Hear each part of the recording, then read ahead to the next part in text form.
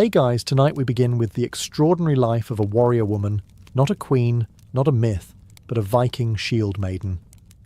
Fierce, battle-trained, and feared by enemies across the North Sea, she was the embodiment of Norse grit and feminine power. So before you get comfortable, take a moment to like the video and subscribe, but only if you genuinely enjoy what I do here. And let me know in the comments where you're tuning in from and what time it is. It's always fascinating to see who's joining us from around the world. Now, dim the lights, maybe turn on a fan for that soft background hum, and let's ease into tonight's journey together. You enter the world in the dead of winter. Because of course you do. The fire's barely lit, the midwife's drunk on honey mead, and the longhouse smells like smoke, wet fur and boiled cabbage. Your mother is lying on a pile of wool blankets that haven't been washed since last harvest, gripping a wooden spoon like it's a weapon. Which, to be fair, it often is. You don't cry, you roar. The midwife flinches. Your father, who's seen 3 raids and 1 troll, or so he claims, looks at you and mutters, "She's going to be trouble." The rest of the village nods like this is a diagnosis. You're a girl, which means your life is already a gamble. You're either going to die young, get married off, or, if you're lucky and just scary enough, you'll skip all that and earn the title that most girls only hear about in sagas, Shield Maiden. Your crib is a reused goat trough. You share it with a wool scrap, a carved owl, and possibly a spider named Hilda, who refuses to move out. There are no lullabies, just loud men snoring and someone sharpening an axe in the corner. Every few minutes, a hound walks by and licks your forehead. This is the Viking version of a baby monitor. Your family consists of 2 brothers who already smell like war, a grandmother who talks to ghosts, and an aunt who's been married 3 times, all to men who mysteriously died during training accidents. You're the 4th girl born this year, and the only one who didn't arrive screaming. You arrived glaring. Your name is chosen based on 2 things: how loud you were, and which ancestor hasn't had a baby named after them in a while. You end up with something like Freydis or Brynhild, which translates loosely to, "May the gods have mercy on anyone who insults her." You survive your first night, which is more than many can say. The fire keeps you warm, the milk is fresh, the lice arrive promptly. By the end of the week, the village is already calling you the loud one. Someone carves you a wooden dagger for teething. You don't chew on it, you practice your grip. You're 2 years old, teething, and dangerously mobile. The world is your battlefield, and your first weapon is a sheep bone. Viking childhood is not gentle. There are no plush toys, no pacifiers, no safety rails. What you get is whatever didn't make it into the stew pot. Your favourite toy is a carved wooden horse with 1 leg missing and bite marks from 3 cousins. You also have a ball made of pig bladder and a stick, which you use interchangeably as a wand, sword, and disciplinary tool on anything smaller than you. Your playground is the mud outside the longhouse, which you share with livestock and future trauma. There is no such thing as childproof. Everything is sharp, flammable, or edible, and sometimes all 3. You once swallowed a fish hook. The village cheered when it came back out. Games are simple and brutal. Catch the chicken ends in scratches. Who can throw the rock furthest ends in bruises. Raid the neighbour's firewood pile ends in social tension. Your favourite game is ambush your cousin, which ends when someone cries and an elder yells, "Thor's beard, not again." You learn social rules fast. Share food, but only after you've licked it. Never touch someone's comb, and always give the chieftain's dog the first bite, or it will take it anyway. With part of your hand. Formal education? Not exactly. You learn what you see. You see your mother grinding grain and patching clothes. You see your father cleaning weapons and arguing about taxes paid in fish. You see your older siblings fighting with sticks and trying to impress each other by lifting goats. You try that too. It ends poorly. By age 4, you can start a fire, skin a rabbit, and recognize when adults are lying to you. You have a talent for sneaking and stealing honey cakes. You are caught regularly. It builds character. Some children are quiet and obedient. You are not one of those. You get dirt in your hair, blood on your tunic, and pride in your little chest. Your grandmother pats your head and says, "She's got the look of someone who'll grow up to terrify men." You don't understand yet, but you like how it sounds. You are 5 years old, and you've learned two important things.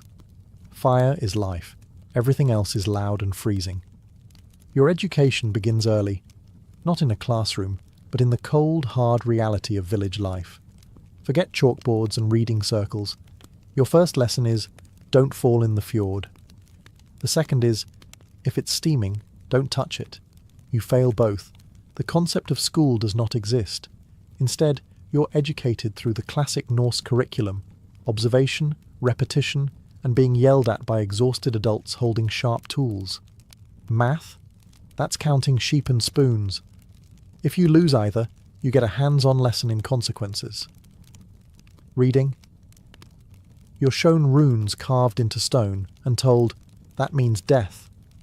You nod and memorize it. Vocabulary grows fast when half the words mean hit, bleed, or run. Your mother teaches you how to grind grain without losing fingers. Your father teaches you how to hold a blade without looking like you're going to cry.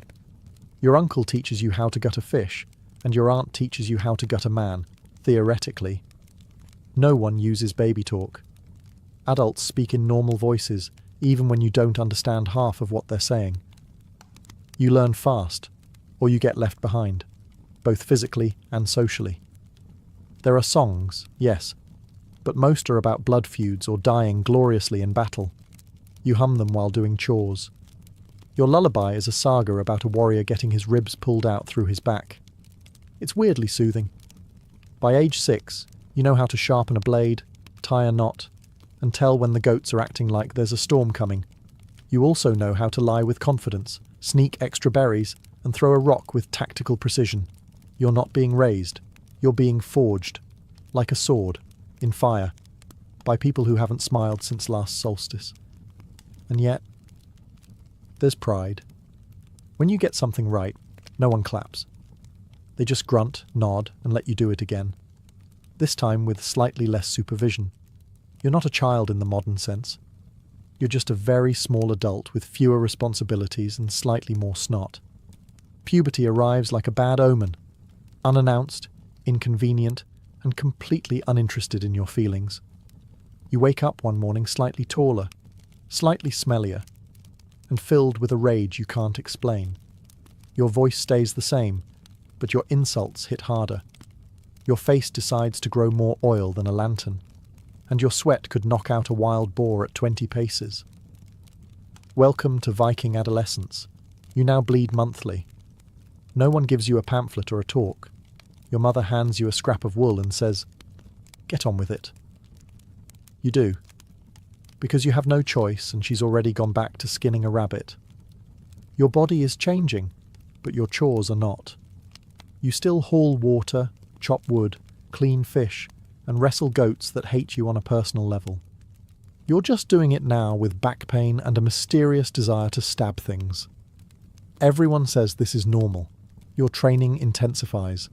You no longer spar with wooden sticks. You use real blades, dull ones at first. Not because they don't want you to get hurt, but because they don't want to replace you yet. You are encouraged to hit harder, move faster, and never, ever cry unless it's from blood loss or joy. You're expected to fight the boys as equals, and when you beat them, you're told not to brag. You do anyway, quietly, to the goats. Socially, things are weirder. Some girls start plaiting their hair with care and flirting with boys. You braid your hair so it doesn't get in your eyes during battle drills. When boys flirt with you, you ask if they can spar. Most back away slowly. A few try, fewer try twice. Your evenings are spent cleaning weapons, eating stew, and trying not to think too hard about your future. You don't dream of weddings or silk tunics. You dream of standing in a shield wall, shoulder to shoulder with warriors who don't ask if you're sure you're strong enough. You haven't earned your place yet, but you're close. And when you catch your reflection in the blacksmith's shield, eyes fierce, hair wild, arms bruised, you don't see a girl anymore. You see a threat. You turn 12, which in Viking years means you're now considered almost an adult, and just old enough to ruin your own life with steel. On your birthday, your father hands you a gift. It's long, wrapped in cloth, heavy and cold. You unwrap it carefully, expecting a broom or maybe a loaf of dry bread. Instead, it's an axe, iron-bladed, leather-wrapped, and sharp enough to split logs, bones, or egos. You name it immediately. Not because you're sentimental, but because it feels like you should fear it a little less if you treat it like a friend. You choose something appropriately terrifying, like wolf biter or mittens. You go outside to try it. Your first swing misses the target completely and nearly takes out the fence. Your second swing hits your own foot. You don't cry. You just sit there, bleeding quietly, wondering if this counts as a rite of passage or just a bad idea with a metal edge. Your uncle bandages your toe and tells you, "That's how you learn." Then he laughs and offers you a pig's ear. You decline with dignity.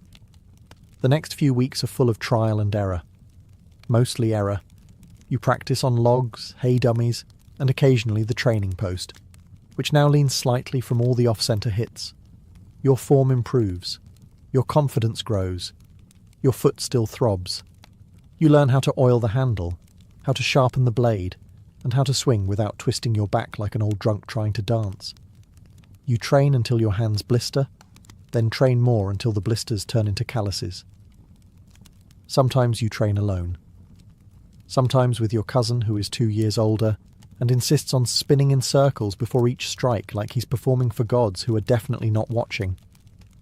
One day, you block a blow, counterattack, and land a clean hit on your opponent's ribs. They drop their weapon and wheeze something about seeing stars.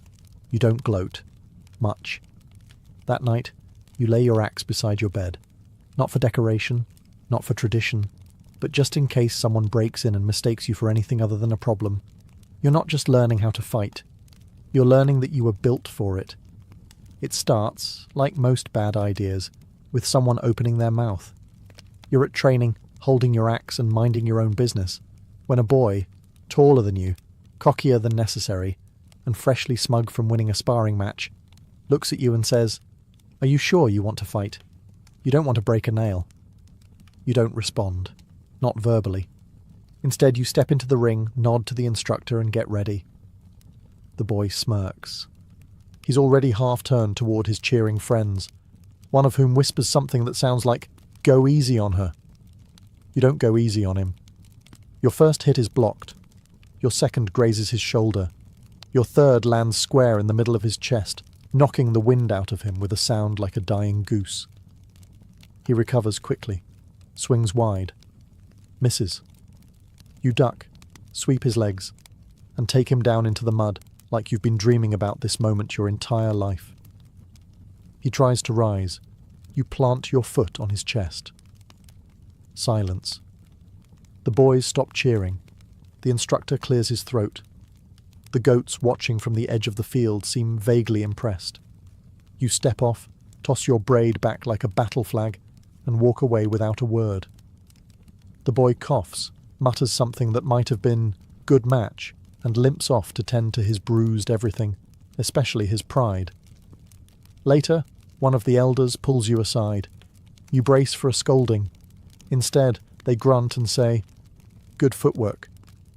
Your mother gives you a nod. Your father just raises one eyebrow, then offers you a larger portion of dried fish at dinner. In Viking culture, this is considered a standing ovation. The boy doesn't look at you for a week. When he finally does, it's with the cautious respect one might give to a bear they've once accidentally poked with a stick. You learn something important that day. You don't have to raise your voice to be heard. You don't have to smile to be liked. And you definitely don't have to apologize when someone else's underestimation lands them in the mud. Victory smells like sweat, dirt, and slightly overcooked stew, and you'll never forget it. There's no ceremony, no glowing runes, no prophecy, no dramatic lightning bolts splitting the sky. Just a cracked shield, a busted lip, and an old warrior grunting, "She's ready." You've spent the last few years fighting, sweating, and earning every single bruise like a badge of honor. Your mornings begin with drills. Your nights end with soreness in muscles you didn't know existed. You can now identify injuries just by how they ache. Sprain, dull throb, bruise, sharp sting, ego? Still bruised from losing to your grandmother in a wrestling match last week. Your braid is longer now, not for style, but for practicality. You tie it back before battle so it doesn't get caught in your helmet or grabbed by someone with poor decision-making skills. Some girls weave in beads. You weave in bits of leather and teeth, not yours. Probably. Training has shifted. It's less about whether you can swing an axe and more about whether you can keep your head when someone's trying to take it off. You spar with men now. No one goes easy on you, and you don't expect them to. You've learned that hesitation costs you more than pain. It costs you respect. Your shield arm is stronger than your dominant one. Your fingers are permanently wrapped in leather or scabs. You don't win every match, but you never stop swinging. That's what earns their trust. Then, one day during a sparring session, your shield splits. A clean hit from someone twice your size. It cracks down the middle, splinters flying. You toss it aside and keep going, barehanded, bloodied, and just angry enough to make it interesting. You lose the match, but no one forgets what you did. And that's the day the elders start using your name in a new tone. Not as a child to be corrected, but as a fighter to be counted on. No one says, "You're a shield maiden now." But they no longer glance sideways when you take your place in the shield wall. The braid, the blood, the bruises, all earned. You haven't just become a shield maiden. You've become someone others watch when things go wrong, to see what you'll do. You finally make it onto a longship, and within the first hour, you deeply regret every choice that brought you here. The deck is slick, the wind is rude, and the rowing bench is basically a wooden insult to your spine. You are packed elbow to elbow with other warriors who smell like old leather, dried sweat, and optimism that died 3 days ago. There is no personal space. You shift slightly, and your knee touches someone's axe. You shift again, and someone sneezes into your hair. A seagull screams overhead, as if mocking your life choices. Rowing is not glamorous. It's a full-body punishment disguised as transportation. Your hands blister by mid-morning. By noon, your blisters have blisters. Your palms feel like someone grated them with a cheese scraper. You are told this means you're doing it right. There is no relief, only rowing. Your arms are sore, your legs are numb, and your seat is damp in a way that raises existential questions. Every stroke brings you closer to glory, and also, probably, tendinitis. Meals on board are bleak. Dried fish that tastes like the inside of a helmet, hard bread you could use as a weapon, and water that's technically still water, if you're generous. You chew slowly and contemplate mutiny. At night, you sleep curled against the side of the ship, using your shield as a blanket and your axe as a pillow.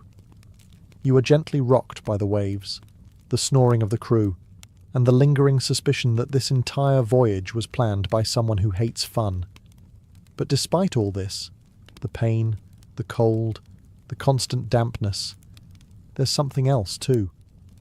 The thrill of the open sea, the camaraderie of the crew, the quiet pride that yes, you belong here. You earned your spot. You're not a tag-along. You're not a mascot. You're a warrior, and warriors row. When the shore appears in the distance, a dark, unfamiliar line on the horizon, your hands ache, your shoulders burn, and your heart pounds with anticipation. You are exhausted, hungry, mildly seasick, and absolutely ready, because the boat isn't just a vehicle, it's a crucible, and when you land, you'll be forged. The coastline appears like a secret no one wanted to share. A quiet village. Thatched roofs. Smoke drifting peacefully from chimneys. Chickens. Probably a baker. Maybe even a small hopeful goat. You're going to destroy it. As your longship hits the shore, your stomach drops. Not out of guilt, but out of a very real, very physical panic. This is it. Your first raid. Real steel. Real enemies. Real consequences if you trip in the mud and accidentally stab yourself before anyone else gets the chance. You disembark. The beach is soft, which is not helpful. You nearly twist your ankle before even reaching the village. Battle cries echo around you, loud, primal, and mostly improvised. Yours sounds like a goat coughing. It's fine. You're new. You charge. Your first opponent is not a warrior. It's a chicken. It runs at you aggressively, flapping like it has something to prove. You sidestep, barely, and swing at a man holding a pitchfork. He drops it and runs. You chase him briefly, then remember you're supposed to be looting. You break into a storage hut and find cheese. A lot of cheese. You grab some. It feels like a victory. Outside, chaos, shouting, fire. Someone trips over a bucket. Someone else starts singing for no reason. A warrior next to you yells, "To Odin!" and falls into a well.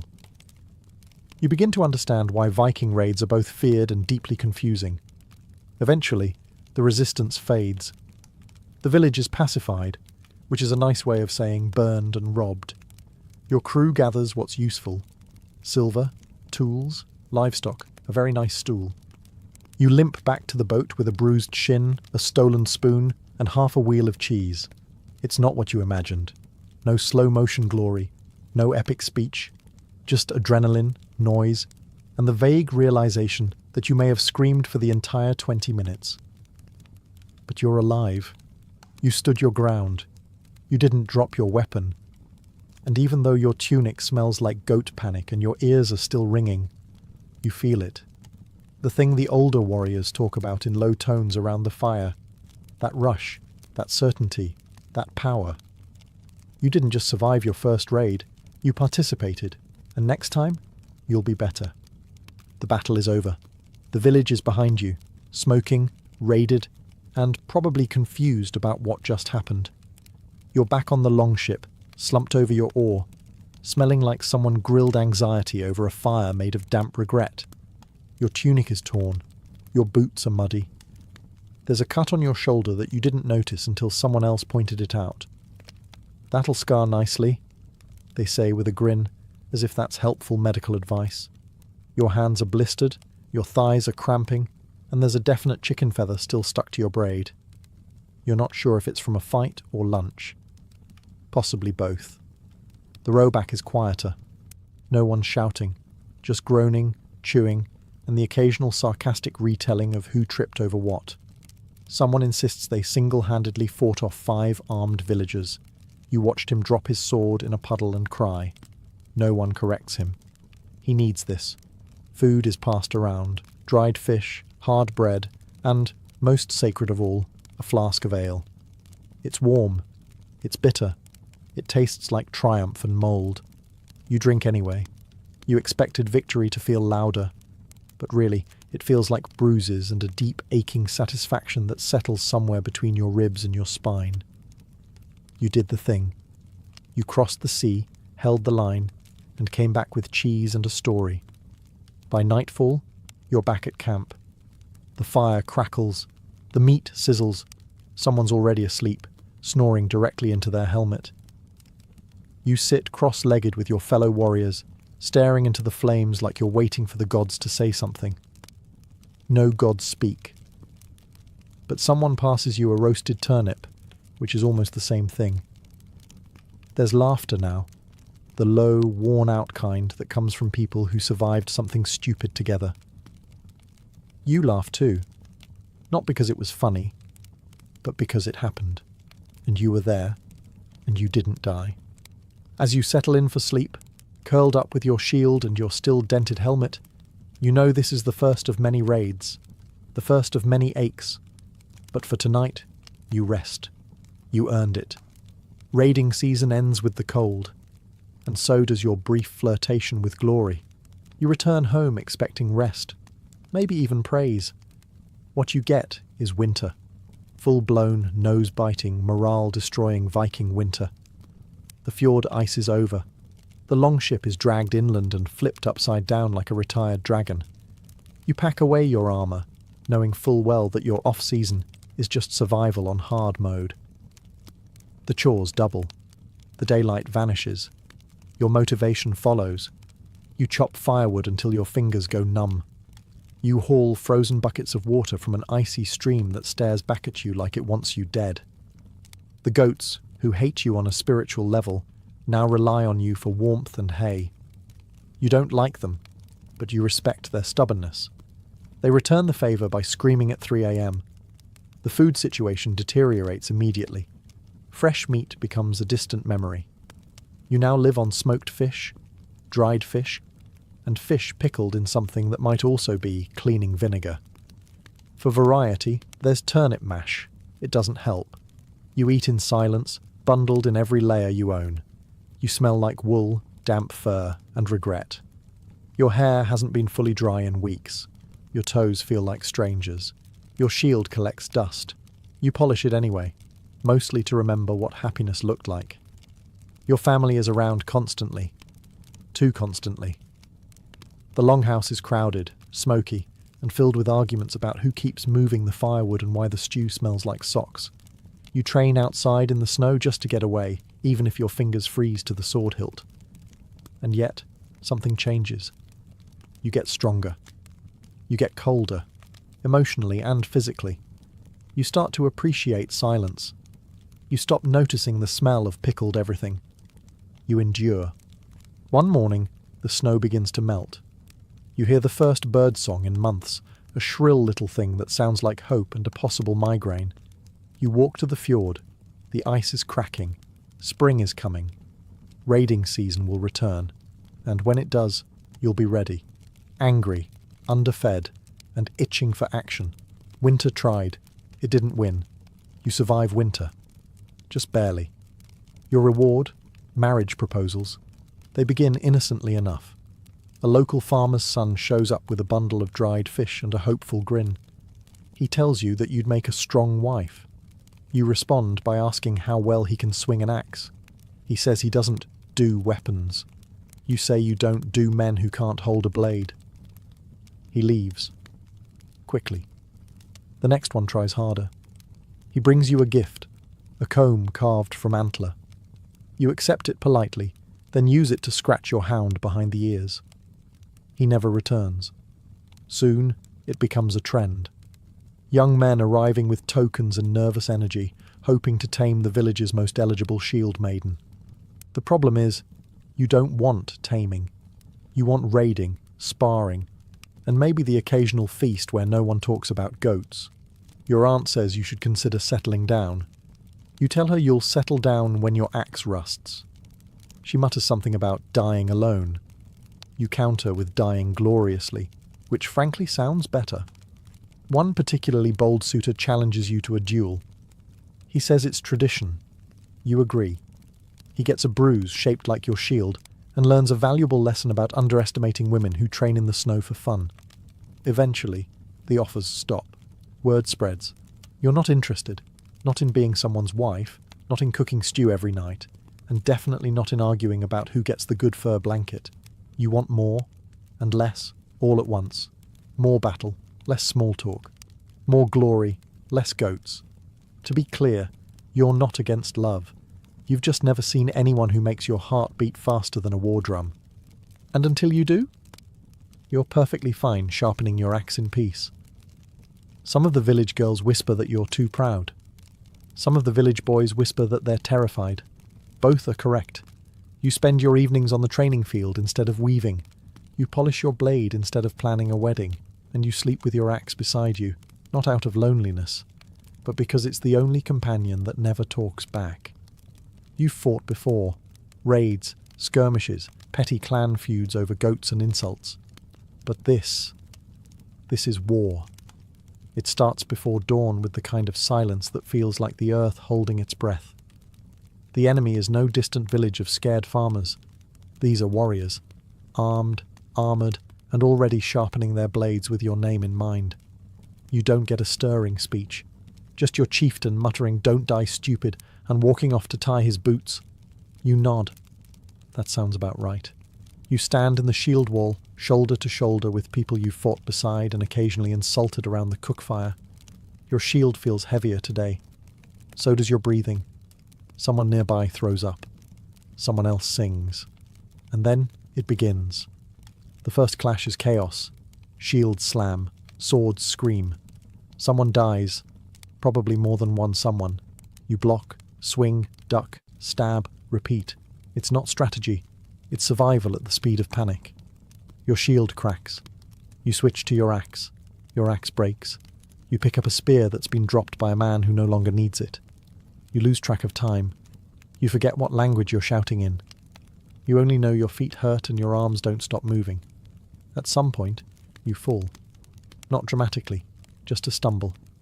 You land in the mud next to a corpse that looks a lot like someone you knew. You can't hear anything but the thudding of your heart and the distant roar of battle. A shadow looms. You roll. A blade misses you by a hair. You grab a rock. You use it. It works. Somehow. When it's over, truly over, the field is quiet again. Except now it's not Earth holding its breath. It's the dead who won't breathe again. You sit there covered in blood that isn't entirely yours, trying to remember how to feel things like fear or pride or even hunger. A bird lands nearby and immediately regrets it. You survived. You shouldn't have. But you did. And when someone asks you how, you'll shrug and say, "Didn't have anything better to do." Which is true, but also not the whole story. After the battle, things change. You're still you. Same boots, same axe, same mysterious stew stain on your cloak that refuses to leave. But people look at you differently now. Not just like a fighter, like a story. Someone starts calling you the one who wouldn't die.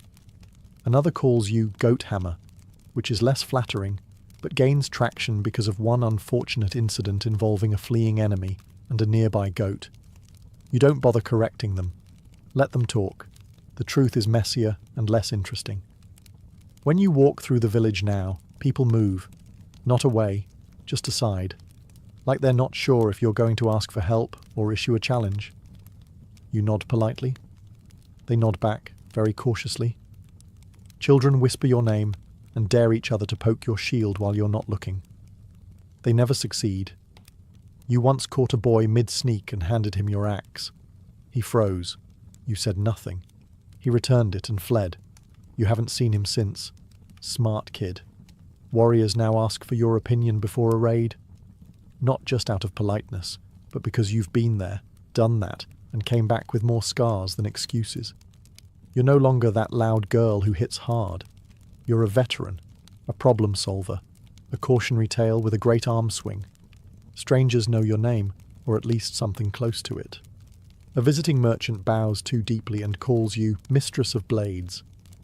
You correct him by spitting into a bucket and asking if he brought better cheese this time. He nods so quickly he almost faints. At night, around the fire, you hear your own story told back to you. Slightly wrong, heavily dramatized, and with new details involving thunder, a glowing raven, and a berserker kiss. You say nothing. It's funnier that way. You didn't ask for fame. You certainly didn't smile for it. But now that it's here, you carry it like your shield. Well worn, slightly dented, and always ready. You used to wonder if people would take you seriously. Now you wonder if they'll stop shaking long enough to actually speak. You're not the youngest anymore. There's a new crop of wide-eyed girls tying their braids too tight, gripping their axes too loose, and talking too loud about what they'll do in battle. You see yourself in them, but with less bruising and more optimism. They watch you closely, not like a hero, more like a storm that could start swinging at any moment. You've earned that. Your joints ache in the mornings. Your sword wrist pops when it's cold. You have a scar across your ribs that itches whenever it's about to snow. You don't heal as fast as you used to. And when you do, the pain lingers like an old drinking buddy who doesn't know when to leave. But you're not softer. You're just harder in the right places. You train less to prove something and more to stay sharp. You eat slower, sleep lighter. Speak only when there's something worth saying, which means half the Longhouse still hasn't heard your voice. When younger shield maidens ask how to win their first fight, you say don't die. When they ask how to make someone respect them, you say break their nose, then help them up. And when they ask when it stops being terrifying, you tell the truth. It doesn't. You just get better at pretending. You still raid, though not as often. Now when you do, people check to see if you're coming. If you are, they breathe easier. If you're not, they check their armor twice. Your axe is worn, the handle wrapped in new leather, the blade notched but still sharp. It's seen more than most warriors. It's outlived all your suitors. You've thought about hanging it up. But then someone says something stupid, or a threat appears on the horizon, and you remember. You're not done. You never wanted to be legendary. You just wanted to fight, to survive, to carve your place in a world that didn't think you should have one. And somehow, through blood, fire, and sheer refusal to quit, you did. You're not just a shield maiden, you're a warning. And the next time someone asks if you still fight, you'll smile, just a little, and say, only when it's necessary. And sometimes, just for fun. Long before hospitals and white coats, the Greeks believed the best way to get healed was to take a nap, inside a temple. This wasn't lazy medicine. It was called incubation, and it was sacred. If you were sick in ancient Greece, you didn't book a doctor. You packed your bags and made a pilgrimage to the sanctuary of Asclepius, the god of healing, often at Epidaurus, where marble colonnades met the scent of laurel and sacrifice. Upon arrival, you'd perform purification rituals, bathe in sacred water, offer a small sacrifice, often a rooster, and prepare for sleep in the abaton, a dark, quiet chamber where patients laid down on mats, sometimes with snakes slithering freely around them. Yes, snakes.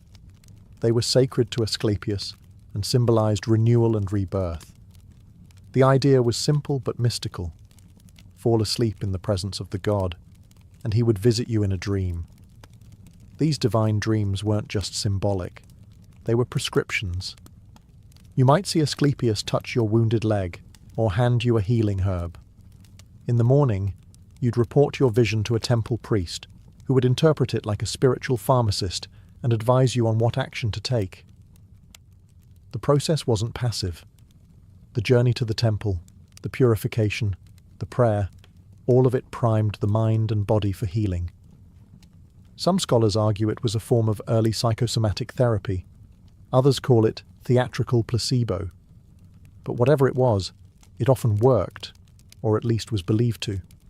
Patients sometimes left cured, others left inspired, but almost all of them left with a story. And the temples proudly displayed these tales inscribed in stone. Testimonies of restored sight, healed limbs, and divine interventions. Not clinical trials, sure, but compelling testimonials written in marble. The ritual blurred the line between medicine and religion, dream and diagnosis. It was less about fighting symptoms, more about aligning with divine balance. Healing wasn't just about the body, it was a conversation with the cosmos. And if you were lucky, the cosmos answered back, softly, sometime around midnight, in the shape of a god, a whisper, and a snake curled at your feet. Now, let's leave the peaceful sleep chambers of Greece and head east, to ancient Mesopotamia. Here, healing was more like an exorcism than a nap. In the land between the Tigris and Euphrates, illness wasn't just biological, it was personal. Sickness was thought to be the work of malicious spirits, sent by angry gods, jealous neighbours, or vengeful ghosts. And the cure? Trap the demon in a bowl. These so-called incantation bowls, also known as Babylonian demon bowls, were the Mesopotamian equivalent of spiritual bug zappers. They were simple ceramic objects, placed upside down and buried beneath the thresholds of homes. But their purpose was anything but decorative. Each bowl was inscribed, spiralling inward in Aramaic or other local languages, with protective spells and divine names. The writing was dense, deliberate, and a little unhinged, invoking angels, saints, and cosmic powers to bind whatever malevolent force might be lurking. The demon wasn't just expected to leave the body. It was meant to stay trapped in the bowl forever, like an ancient spiritual Tupperware. Some bowls even featured crudely drawn images of the offending spirit, bound in chains, looking rather uncomfortable. The image was meant to humiliate the demon, sort of like magical mugshots. Others went further, including family names, domestic complaints, and even mentions of rival sorcerers. It wasn't just about healing, it was about defense. In a world of curses, evil eyes, and whispered spells, you needed spiritual insurance. These bowls were typically buried under doorways, thresholds, or the corners of homes. Why there? Because demons, much like nosy neighbours, are said to linger at the edges, waiting to slip in unnoticed. The bowls served as invisible bouncers, keeping the bad vibes out and the family intact. While modern medicine might scoff, the deeper logic is strangely relatable. These rituals externalized invisible threats, gave fear a name, a shape, and a container. And in doing so, they gave people a sense of control in a chaotic world. So next time you feel something's off and can't quite explain it, maybe check under your doormat. Who knows? There might still be a dusty bowl, silently doing its job, holding back the shadows with little more than ink, clay, and ancient Mesopotamian hope. While Mesopotamians were busy trapping demons in pottery, the ancient Egyptians turned to something more sensual: plants, perfumes, and potions. For them, healing wasn't just about restoring the body, it was about balance, harmony, and divine scent. And at the heart of this fragrant medical tradition was the blue lotus, a flower with hypnotic power and spiritual prestige. The blue lotus wasn't just beautiful, it was intoxicating, literally. Soaked in wine or infused into salves, it was used to induce mild euphoria and ease pain, grief, or spiritual distress. Ancient paintings show partygoers clutching lotus blooms during feasts, priests offering them in temples, and even mummies buried with them. The flower was thought to connect the living with the divine, opening the mind to healing dreams and sacred visions. But lotus wasn't the only tool in the Egyptian medical chest. Far from it. Egyptian medicine was a dazzling mix of the empirical and the esoteric. They catalogued over 800 remedies in texts like the Ebers Papyrus, a 20-metre scroll filled with everything from crocodile dung suppositories, yes, really, to honey-based wound dressings. Some of these treatments were surprisingly effective, especially the ones involving garlic, frankincense, and myrrh, all known today for their antimicrobial properties. Others were more spiritual than scientific. One common remedy for toothache involved placing a cooked mouse on the sore spot. Another involved chanting spells to drive out illness as if it were a disobedient servant. The line between prayer and prescription was thin, and doctors, called SWNW, often doubled as priests. The temples themselves acted like hospitals. The sick would come to be treated with a combination of poultices, incantations, and offerings to deities like Sekhmet, the lion-headed goddess of plagues. If you recovered, great. If you didn't, well, perhaps the gods were testing your resolve. But make no mistake, Egyptians weren't blindly magical in their approach. They performed surgical procedures, set bones, and drained abscesses. They even understood the pulse and examined urine to diagnose illness. In fact, some Greek physicians like Hippocrates and Galen later borrowed heavily from Egyptian methods. Still, the rituals always lingered, because in Egypt, healing wasn't just a physical process. It was a sacred act, a way of aligning the flesh with the eternal. And sometimes, all it took was a flower, a spell, and a little bit of faith wrapped in linen. While the Egyptians were wrapping the sick in scented oils, far to the north in Siberia and across the indigenous Americas, healing took on a different urgency, not treating the body, but retrieving the soul. Here, illness wasn't just a symptom. It was a sign that part of your spirit had wandered off, stolen, frightened, or misplaced. And the only person who could go get it back was the shaman. Shamans weren't doctors in the clinical sense. They were intermediaries, part priest, part healer, part cosmic travel agent. Their healing rituals could involve hours or even days of drumming, chanting, fasting, and hallucination. The purpose?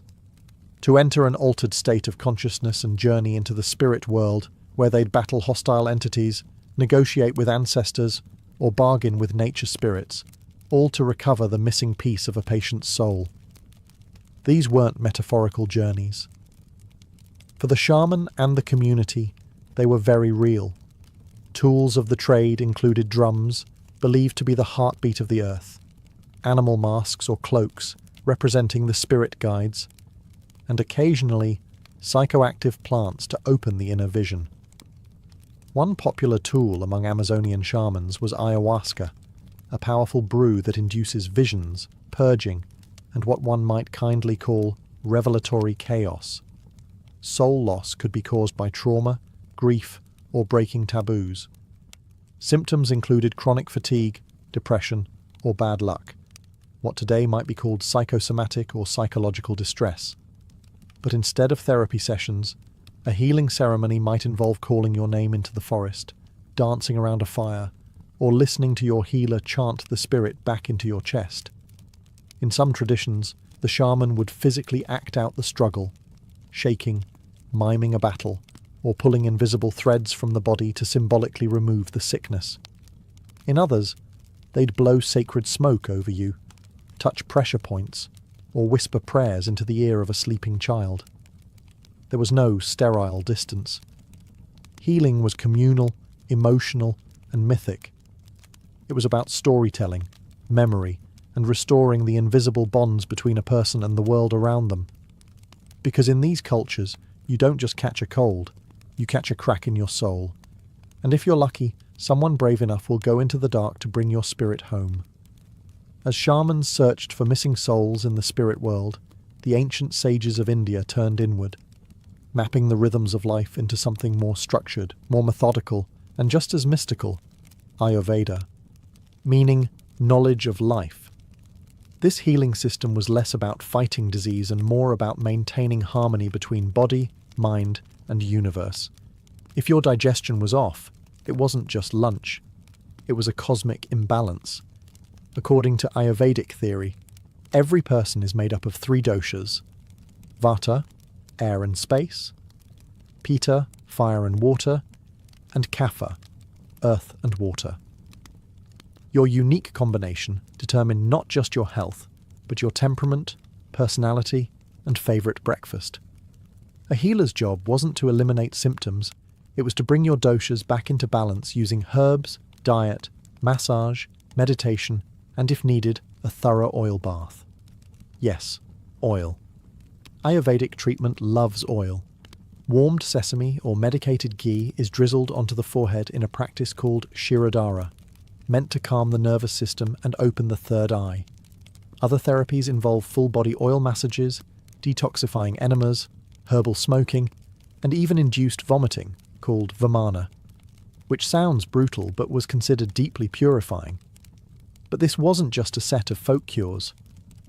Ayurvedic texts like the Karaka Samhita, dating back to at least the 1st millennium BCE, outlined detailed anatomical theories, surgical techniques, and philosophical foundations. Ancient Ayurvedic practitioners were trained observers, diagnosing disease by examining the pulse, tongue, eyes, and even the patient's voice. Still, the spiritual aspect was never far behind. Health was considered a moral state as much as a physical one. Greed, anger, or excess desire could disrupt the doshas just as easily as spoiled yogurt. Meditation, chanting, breath control, pranayama. These weren't just spiritual practices. They were daily medicine. And then, of course, there were the herbs. Turmeric for inflammation, ashwagandha for vitality, neem for purification. Each plant wasn't just a remedy. It had personality, energy, and a story, often linked to gods, saints, or cosmic events. In short, Ayurveda didn't see illness as a random misfortune. It saw it as a message, a whisper from within that something had drifted off balance. The cure wasn't war on disease. It was realignment, harmony, a nudge back to the sacred rhythm of life. Preferably with warm oil. Lots of it. While India focused on balancing the doshas, ancient China developed its own intricate system built on a similar concept of harmony, the flow of energy, or qi, pronounced qi. In traditional Chinese medicine, TCM, illness wasn't just the presence of disease, it was the blockage or misdirection of life force. Think of qi as a kind of invisible river flowing through your body. When it stagnates, floods, or dries up, things go wrong. When it flows freely, health is restored. At the centre of this worldview were two guiding principles, yin and yang, the complementary forces of cold and hot, dark and light, passive and active. A good healer didn't just identify what was wrong. They asked, which element is overbearing? Which one is missing? Are you too much fire? Not enough water? Is your spleen holding a grudge? Practitioners examined your tongue, listened to your voice, and took your pulse. Not once, but at several spots, each corresponding to different organs. Your liver might be angry. Your kidney might be fearful. The diagnosis often sounded more poetic than pathological, but that didn't make it less powerful. Treatment often involved acupuncture, inserting hair-thin needles along meridians to unblock energy paths and encourage natural flow. While the thought of needles may not sound comforting, many found the experience strangely calming, sometimes euphoric. But TCM wasn't a one-trick philosophy. It also employed cupping, moxibustion, burning herbs near the skin, qigong, energy movement exercises, herbal medicine, and meticulous dietary plans. Ginger, ginseng, licorice root, each prescribed with careful intention. One of the most revered texts in this tradition is the Huangdi Neijing, the Yellow Emperor's Inner Canon, a medical philosophical dialogue written around 200 BCE. In it, the emperor and his physician discuss not only the nature of illness, but the rhythms of seasons, emotions, and even politics. The body, after all, was a miniature version of the universe. In Chinese medicine, you weren't just a sack of organs. You were a living ecosystem, a part of the cosmic order. A stomachache wasn't just from bad dumplings. It could be unresolved grief. Healing was never purely physical. It was ethical, emotional, elemental. And when the elements fell out of tune, the goal wasn't to fight, but to restore harmony, like tuning an instrument, or uncorking a stream, with needles, and maybe a touch of burning mugwort.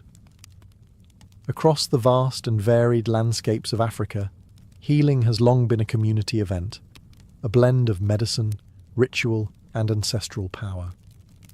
Unlike Western models that isolate the patient in a clinic, traditional African healing involves the family, the ancestors, the village, and the spirits. In many cultures, illness is not just a personal ailment, it's a social rupture, a cosmic imbalance that must be addressed holistically, preferably with drums, smoke, and a very concerned chicken. Take the Sangomas of southern Africa, spiritual healers and diviners who serve as the bridge between the living and the dead. A Sangoma doesn't just diagnose symptoms, they read bones, literally. A handful of bones, shells, and trinkets is cast on a mat, and their position reveals the story. It's a form of spiritual radiology. The ancestors speak through the scatter. Once the diagnosis is made, whether it's a curse, ancestral displeasure, or emotional trauma, the healing begins. Rituals may involve animal sacrifice, plant-based remedies, or initiation dances. Music plays a crucial role. Drumming, singing, and movement aren't entertainment. They're tools to shift energy, invite spirit guides, and enter trance states. The goal?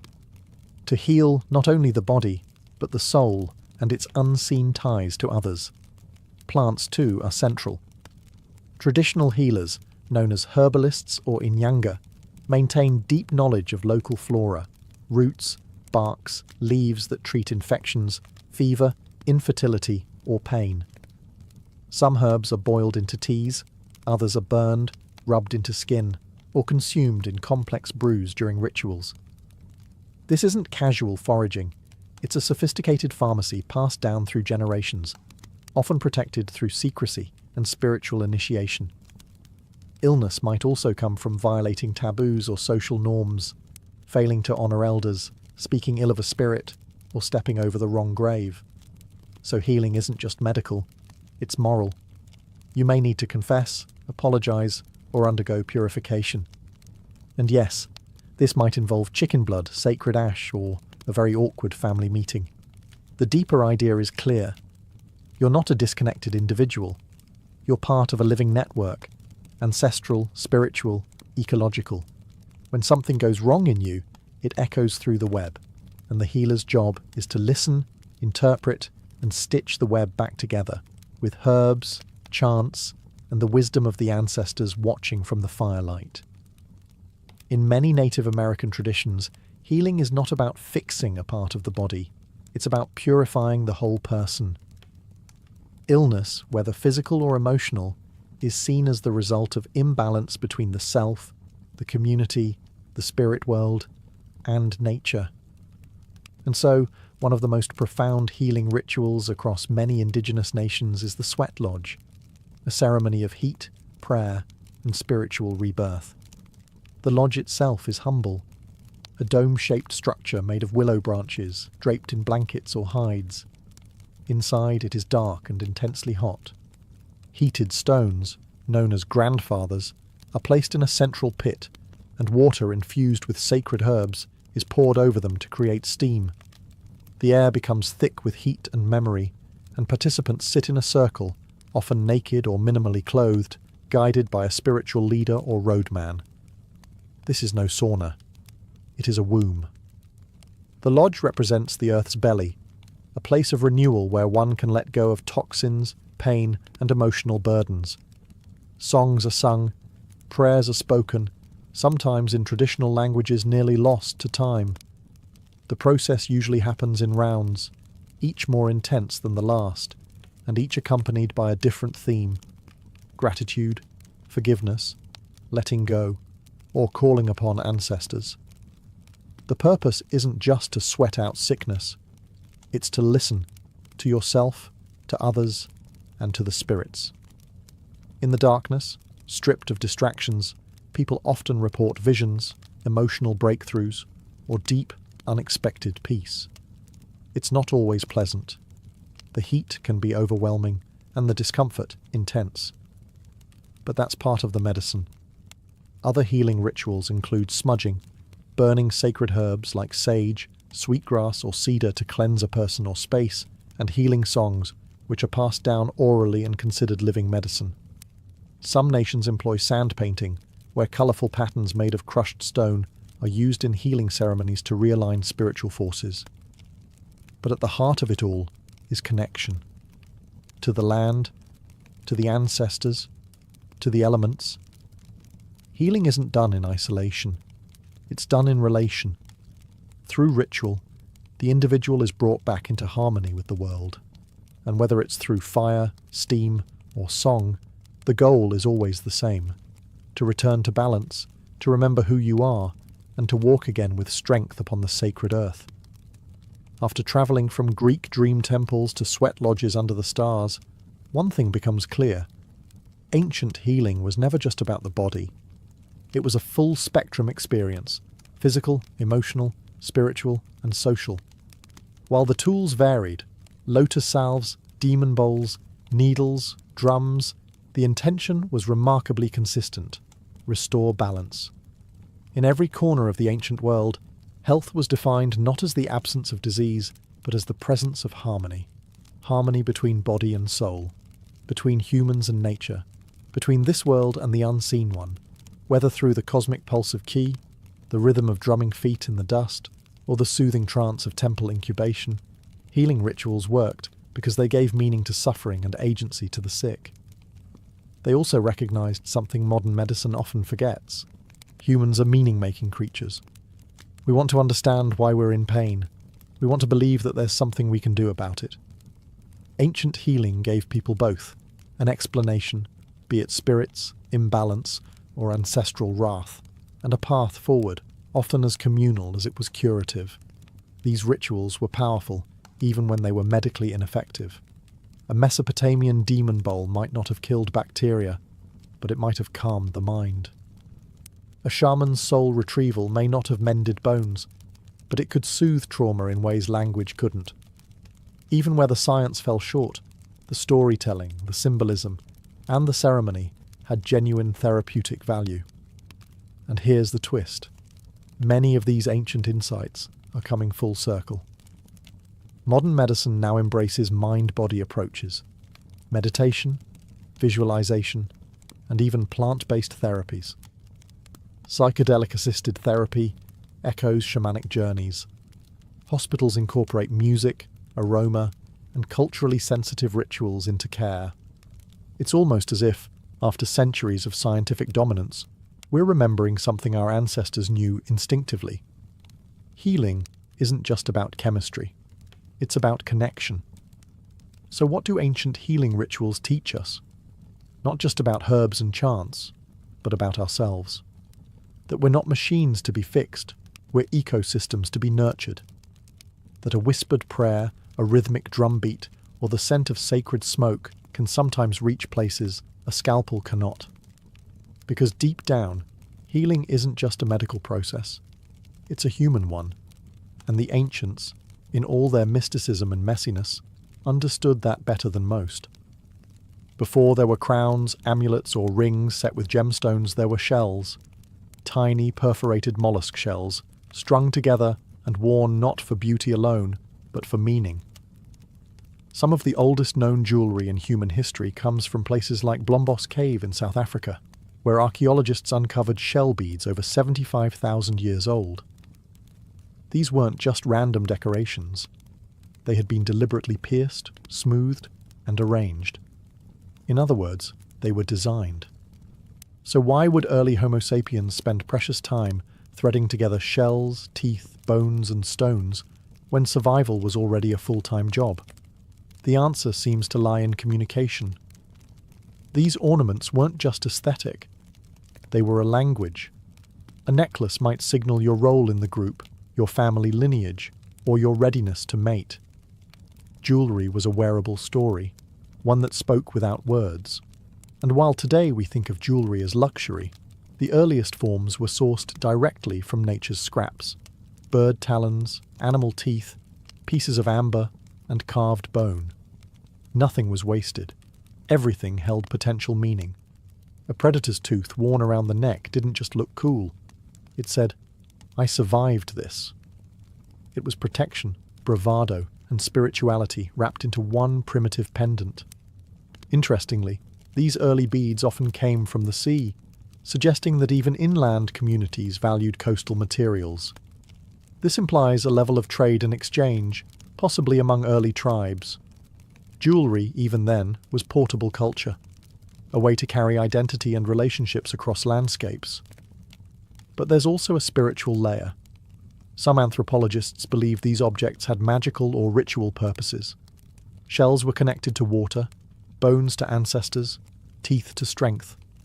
They weren't just decorative, they were talismans, worn close to the body to ward off illness, misfortune, or evil spirits. In essence, the birth of jewellery marked a turning point in human cognition. It showed an awareness not only of self, but of how the self appeared to others.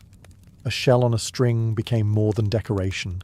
It became a statement about belonging, about survival, about meaning. So no, ancient humans weren't primitive in the way we once thought. They were already artists, curators, and storytellers, carving their identity into bone and threading their legacy through a hole in a shell. As human societies advanced through the Paleolithic period, jewellery took on deeper layers of symbolism, becoming markers of life and death, of belonging and legacy. During the Ice Age, adornments weren't just worn, they were buried, sometimes with great ceremony. The earliest graves, like those found in Sungir, Russia, dating back over 30,000 years, tell us that even then, jewellery had profound significance. One such grave held a child, perhaps no older than 10, laid to rest in a tunic adorned with over 4,000 ivory beads, each one painstakingly carved from mammoth tusk, each one taking hours to make. The entire process likely took thousands of hours, all for a child. What does that tell us? That jewellery had transcended ornamentation.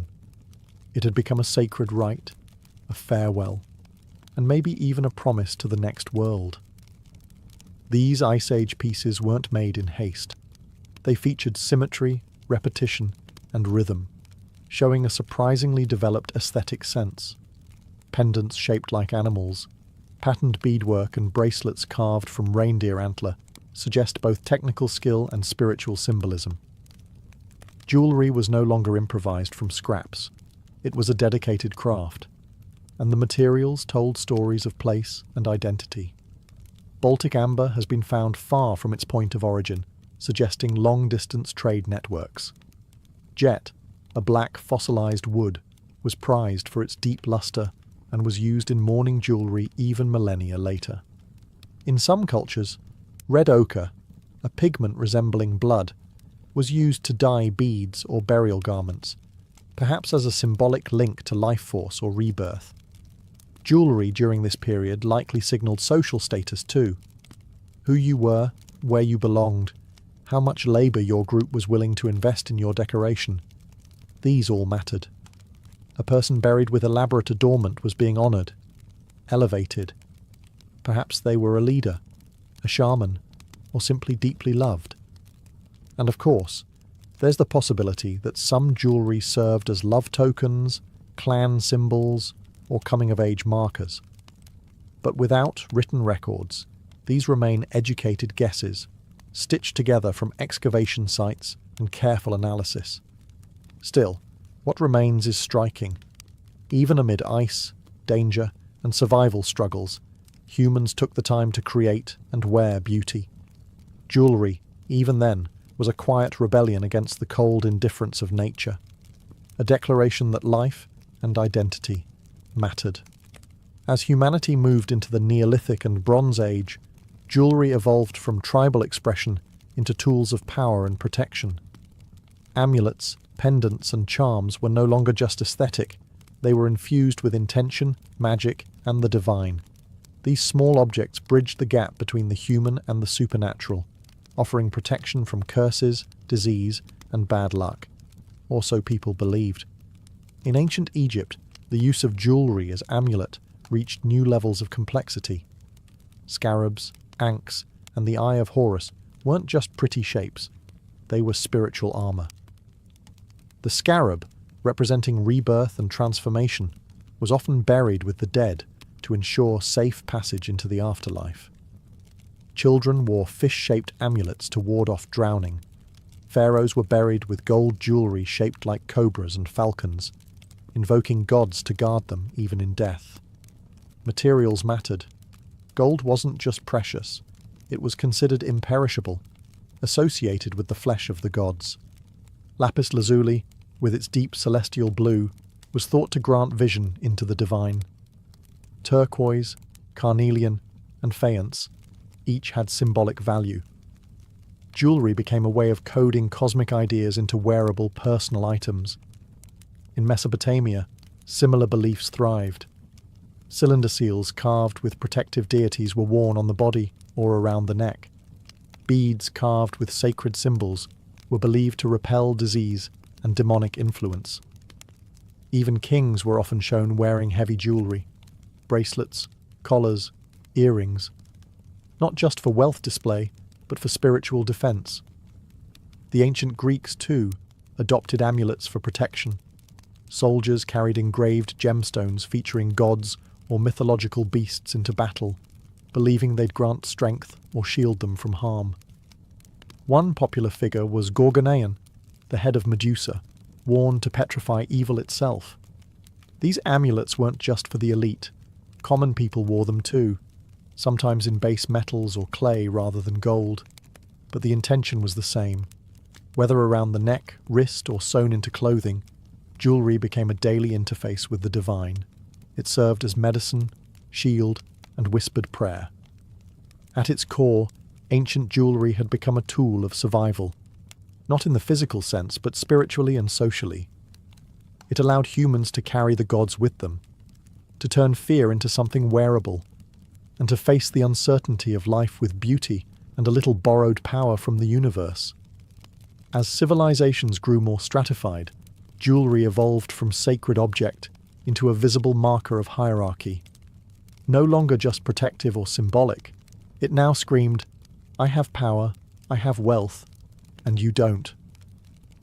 From Mesopotamian queens to Chinese emperors, jewelry became political, its gleam a reflection of divine favour and elite identity. In Sumer, one of the earliest cradles of civilization, archaeologists unearthed astonishing examples of elite adornment in the royal tombs of Ur.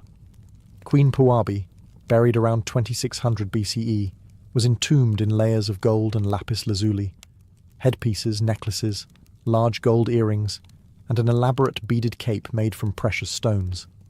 Her death was a performance of wealth, but also a spiritual declaration. Her jewelry carried her authority into the afterlife. The ancient Egyptians took this to even greater heights. Pharaohs wore elaborate broad collars, heavy with gold, turquoise, and enamel, symbolizing divine kingship. Their crowns were inlaid with serpents to signify protection and sovereignty. Even children of the elite were adorned with amulets and rings. Jewelry wasn't just for ceremony, it was everyday diplomacy, a language of status in plain view. In ancient China, the elite wore jade, not gold. Jade wasn't merely beautiful, it symbolized purity, immortality, and moral excellence. Confucian ideals even linked jade's physical properties to virtue, smooth yet strong, radiant but not flamboyant. Emperors were buried with jade burial suits sewn together with gold thread, believing it would preserve the body and elevate the soul. Across the Mediterranean, the Mycenaeans and later the Greeks and Romans continued this trend. Gold wreaths shaped like laurel leaves were worn during public rituals and funerals, echoing both wealth and cultural refinement. Roman senators flaunted signet rings, each engraved with their family crest, acting as both a security key and a status badge. And let's not forget the role of jewellery in court politics. A lavish necklace could be a gift of favour, or a trap, drawing someone into dangerous alliances. Jewellery was used to secure marriages, to signal allegiances, and to curry favour with gods and kings alike. In short, by the time writing appeared, jewellery wasn't just decoration or magic, it was infrastructure. It carried the weight of law, religion, dynasty, and class. It was the silent language of command, worn around the throat, draped across the chest, or flashed with a subtle lift of the hand. Behind every shimmering crown and engraved ring stood someone with dirt under their nails and fire in their forge, the ancient jeweller. As societies became more complex, so did the techniques of adornment. Jewellery was no longer just strung beads or hammered metal. It became art, engineering, and alchemy, often centuries ahead of its time. In Bronze Age civilizations, artisans began mastering the use of metalsmithing tools, techniques like granulation, fusing tiny gold spheres to surfaces, and filigree, delicate wirework, required precise control of heat, materials, and geometry. The Minoans of Crete, for example, created jewellery that looked almost modern.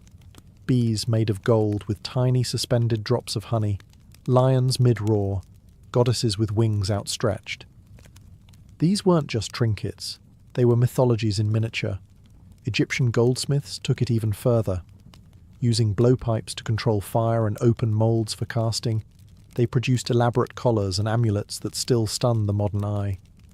One of the finest discoveries from Tutankhamun's tomb was a scarab pectoral containing Libyan desert glass, a material formed by ancient meteorite impact. Jewellery, here, wasn't just decoration, it was cosmic. Meanwhile, in the Indus Valley and Mesopotamia, craftsmen were setting stones into gold, developing primitive drills with string and bow mechanisms, and perfecting intaglio carving on seal stones. These engraved pieces weren't only beautiful, they served as identification, signatures, and, in some cases, magic charms. Perhaps most remarkable was the use of lost wax casting, an innovation that allowed for complex, hollow metal forms. First appearing in Mesopotamia and Egypt, this technique involved sculpting a model in wax, coating it with clay, then heating it until the wax melted away, leaving a mould for molten metal. The result? Rings, earrings, and pendants that were both lightweight and ornate. By the time of the Etruscans and Greeks, jewellery had become a full-fledged industry. specialized workshops employed engravers, metalworkers, polishers, and gem cutters. Designs were replicated with molds, and innovations like hinges, clasps, and even mechanical lockets appeared. These innovations weren't just about luxury, they told stories of technology, trade, and talent. The rise of the jeweler meant that human identity could now be engineered as much as expressed. Jewelry became both a craft and a code, a silent testimony to the hands that shaped it and the societies that wore it with pride. As ancient trade routes spread across deserts, seas, and empires, jewelry evolved beyond personal expression or local ritual. It became currency, diplomacy, and a global commodity. A single gemstone might pass through dozens of hands, kingdoms, and languages before landing on the neck of a queen or the hilt of a warrior's sword. Take lapis lazuli, a deep blue stone more prized than gold in the ancient world. Its only known source in antiquity was the Badakhshan mines of modern-day Afghanistan, yet it turned up in Mesopotamian temples, Egyptian tombs, and even in Mycenaean Greece. That means ancient merchants were moving this stone across thousands of miles, through mountain passes, along riverways, and over brutal terrain. All for beauty, yes, but also for what that beauty meant: access, status, and connection. Trade transformed jewelry from a local product to a cross-cultural symbol. The Phoenicians, for instance, acted as intermediaries, sailing from the Levant to North Africa and southern Europe, spreading both their own elegant glass beads and foreign goods. In their wake, Egyptian lotus designs appeared in Iberia, while Assyrian motifs crept into Mediterranean workshops.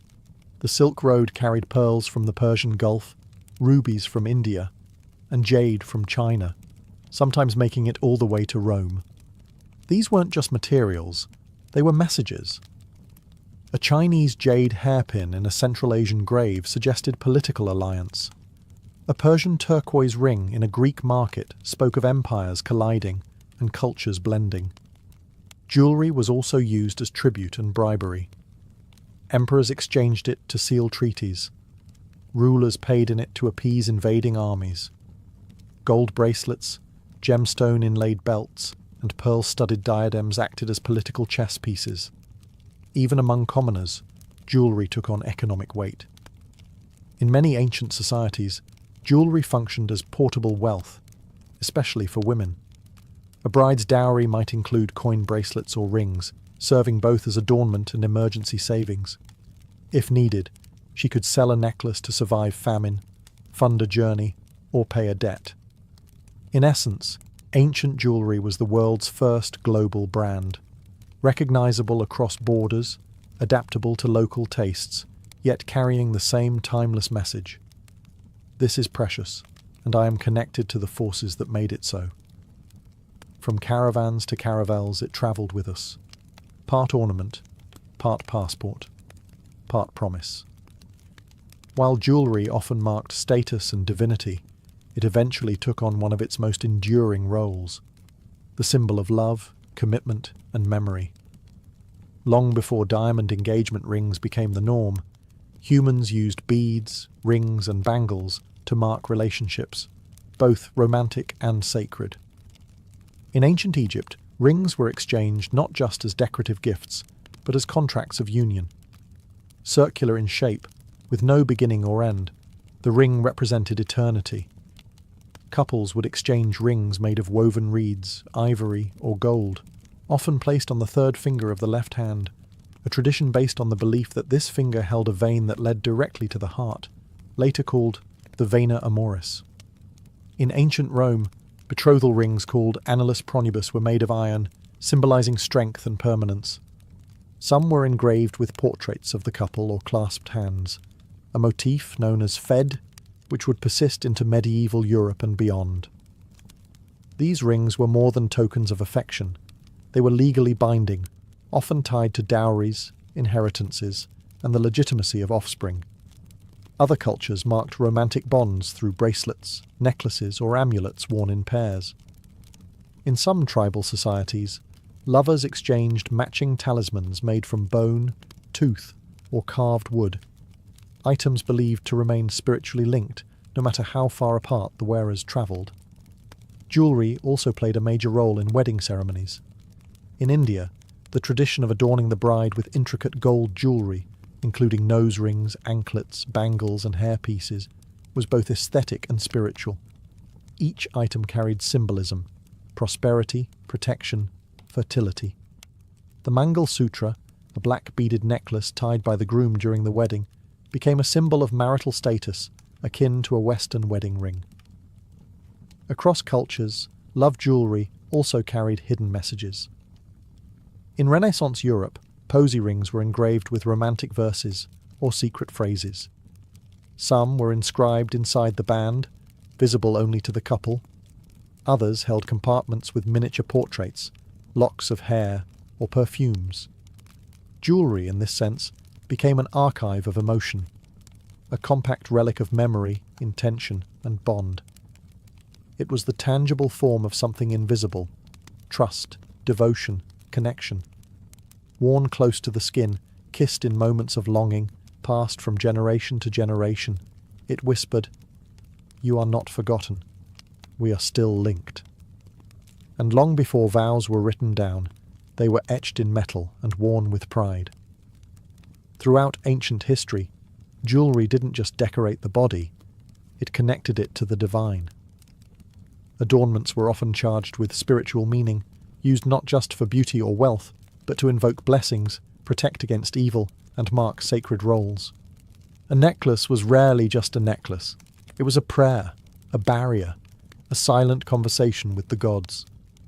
In ancient Mesopotamia, priests and priestesses wore elaborately designed pectorals and headpieces during rituals. These weren't accessories, they were spiritual uniforms, crafted to mirror celestial forms or mythological creatures. A single bead might represent a planet. A clasp might depict a god's weapon. Jewellery served as a way to physically embody cosmic order. Egypt took this even further. High priests wore items designed to channel the power of the gods. The Menat necklace, for example, was not only decorative, but was believed to bring fertility and divine favour. Worn by priestesses of Hathor, it was often shaken like a rattle during ceremonies to please the goddess. The famous Usek collar, seen in countless Egyptian paintings, was a solar symbol, its curve mimicking the path of the sun god Ra across the sky. Across ancient India, jewellery played a vital role in both Hindu and Buddhist traditions. Earrings, bangles, and anklets were thought to stimulate energy points on the body, aligning the chakras and promoting spiritual well-being. Gold was associated with purity and immortality, often reserved for deities and sacred rites. Statues of gods were adorned with intricate gold jewellery, echoing the belief that the divine deserved and demanded earthly riches. In the Americas, the Maya and Aztecs viewed jade as a sacred stone far more valuable than gold. It symbolized life force, breath, and divine energy. Priests wore jade pendants shaped like deities, and rulers were buried with jade in their mouths to carry their soul into the afterlife. Even in early Christianity, amulets and medallions inscribed with crosses or saints' images were worn to ward off plague, demons, or temptation. Jewellery, here, wasn't just pious, it was protective. Whether worn by a humble farmer or a high priest, ancient spiritual jewellery spoke to a shared human impulse to seek protection, favour, and meaning from beyond. A sacred shimmer, a divine thread, a way to carry the heavens, not in the sky, but around your neck. As ancient civilizations rose and fell, their jewellery remained, buried in tombs, hidden in ruins, or passed hand to hand across generations. What started as beads on a string evolved into something far more powerful, a vessel of memory, a statement of identity, and sometimes the only clue left behind. In burial sites from Scandinavia to Nubia, jewellery offers intimate portraits of the dead. A brooch might reveal cultural origin. A ring might suggest marital status. A necklace made of mixed materials might hint at long-distance trade or migration. Even the way jewellery was worn, layered across the chest, looped through hair, or hidden under garments, tells us how people saw themselves and how they wanted to be remembered. And remember, these items were meant to outlast their wearers. They were passed on as heirlooms, tokens of continuity in times of change. A mother's pendant might be worn by her daughter on a wedding day. A warrior's ring might be buried with his son. Jewellery became a bridge between past and present, often more durable than stories, more personal than monuments. In times of exile or crisis, jewellery was also a means of preserving identity. During the fall of cities or forced migrations, people took only what they could carry, and jewellery was both portable wealth and emotional ballast. A simple bangle might hold more meaning than an entire home left behind. The materials themselves aged gracefully. Gold doesn't rust, gems don't rot. So jewellery, unlike textiles or food offerings, could survive millennia. And in doing so, it preserved human fingerprints, not just physically, but metaphorically. You can almost feel the pride, the love, the ritual, and the pain in every scratch, clasp, and missing stone. Even today, we echo these ancient instincts. We inherit wedding rings. We wear necklaces with initials. We place lockets near our hearts. We keep jewellery in boxes, not for their market value, but for the people they remind us of. So as we look back at the origins of ancient jewellery, we're not just studying fashion or metallurgy, we're studying human longing. The longing to be seen, to be protected, to belong, and ultimately, to be remembered, wrapped in gold, strung in shell, cast in bronze. The story of jewellery is the story of us, durable, personal, eternal. Beneath the peaceful wheat fields and sleepy roads of northern France lies something no one expects, a massive underground city carved directly into soft chalk.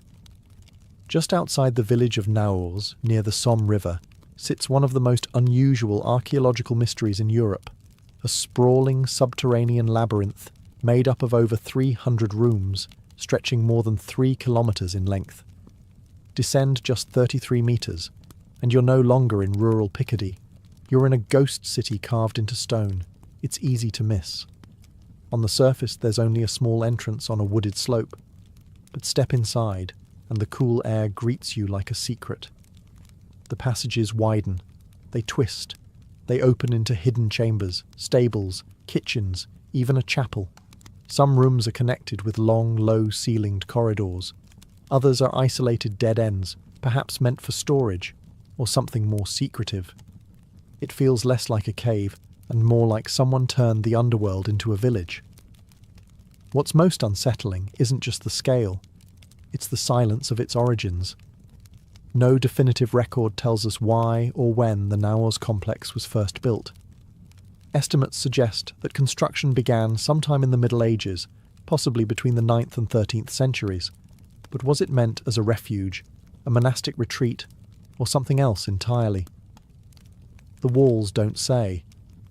One popular theory is that local monks or villagers began digging the tunnels as a way to escape Viking raids or later invasions during the 100 Years' War. It would have made perfect sense. The chalk is soft and easy to excavate, and the network is cleverly ventilated, meaning fires could be lit without suffocating occupants.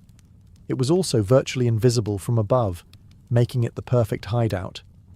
Over time, the city beneath Naours evolved. Wells were dug. Smoke chimneys were hidden inside tree trunks above ground. Horses were even stabled in the depths, far from enemy sight. And yet, despite its engineering genius, the site vanished from collective memory, until it was rediscovered by a priest and amateur archaeologist in the 19th century. And that's just the beginning. Because what started as a potential medieval refuge would later become a sanctuary, a curiosity, and a canvas for soldiers in one of the bloodiest wars in history. But down here, surrounded by carved walls and uncertain purpose, one thing is clear. Naours wasn't built in fear. It was built to endure. Walking through Naours is like stepping into the blueprint of an invisible civilization. The walls, cool and chalky to the touch, tell a story of centuries of carving, done entirely by hand, one swing of a pickaxe at a time. There are no traces of machinery, no signs of hasty excavation.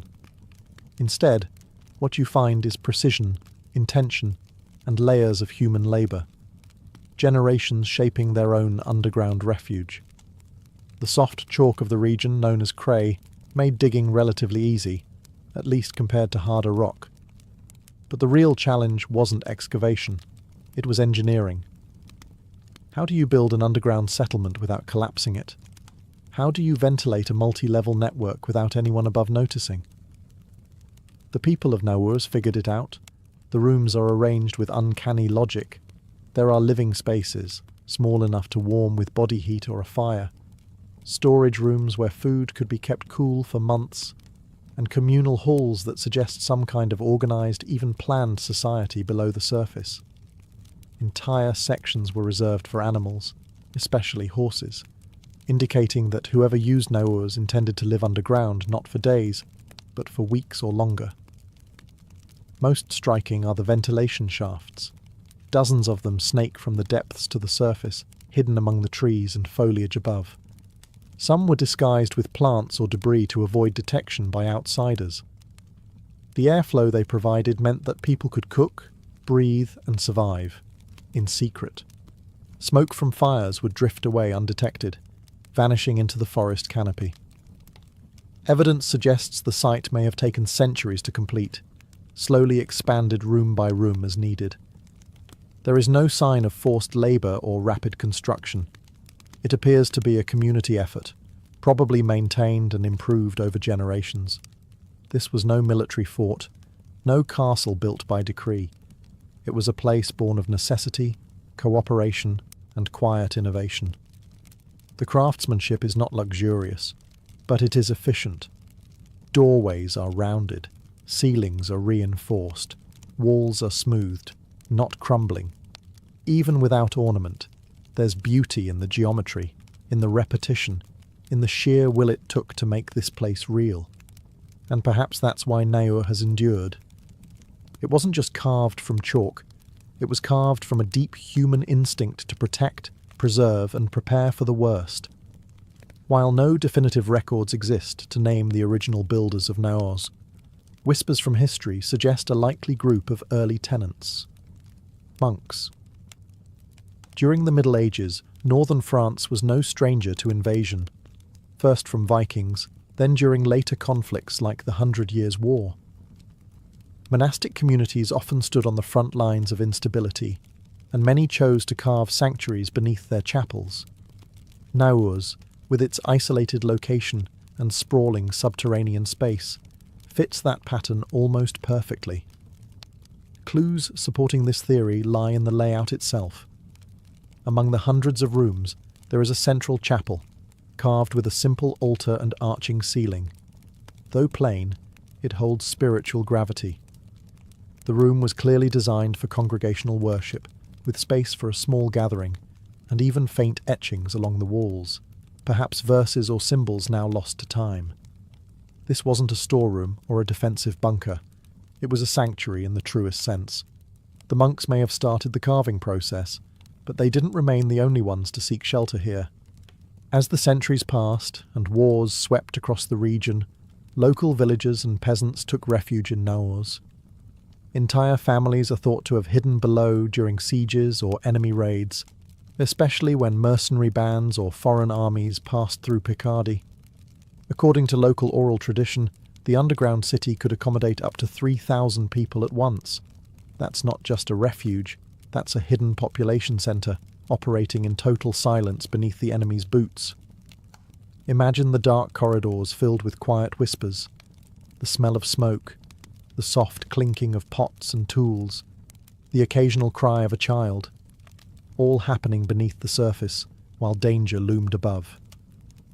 And yet, despite the fear that likely brought people underground, Naurs offered more than safety. It offered dignity. People weren't crammed into caves like animals. They had rooms, passageways, space to breathe, pray, and wait. There were rules, organisation, and probably a hierarchy. Who got which room? Who watched the shafts? Who rationed food?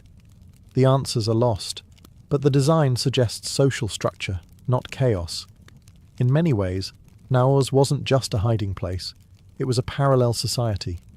Quiet, shadowed, and utterly self-reliant. Built not out of luxury, but out of necessity. And in doing so, it kept communities alive, without anyone above even knowing they were there. For centuries, the underground city of Naurs quietly served its purpose, sheltering monks, villagers, and perhaps entire generations from wars and raids.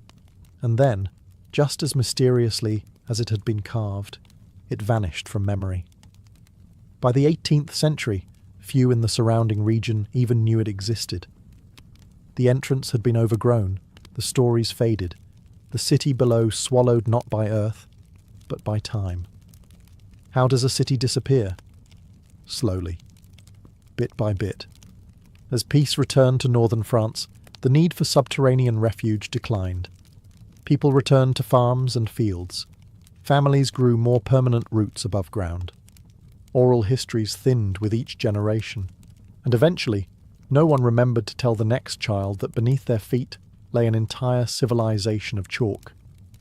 There's no record of its use during the Napoleonic Wars, no mention during France's Revolution. The 19th century passed with barely a whisper of the tunnels. It became local myth, a story for children, a cautionary tale about hidden rooms and ghostly monks. Until one day in the 1880s, curiosity brought it back to light. A Catholic priest named Father Ernest Danicourt had an amateur interest in archaeology. He had heard the whispers.